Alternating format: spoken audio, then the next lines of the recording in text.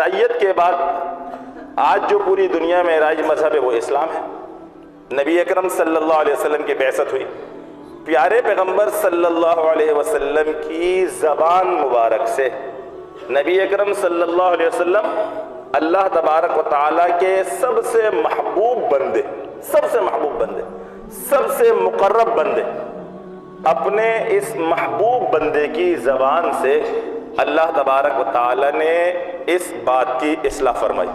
اور وہ کیا اصلاح فرمائی؟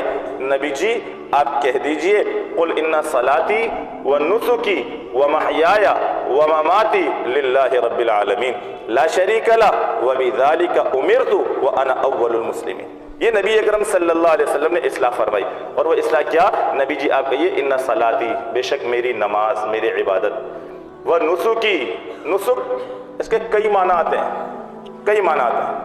نبی جی آپ کہہ دیجئے میری نماز، میری عبادت، میری بندگی، نسکی میرا زہد، میرا تقوی، میرا دنیا میں سب کچھ چھوڑنا، میرا کچھ نہ کرنا، میری زندگی، قل ان صلاتی و نسکی و محیایا، میری زندگی، میرا جینا، و مماتی، میرا مرنا، سب اللہ کے لیے۔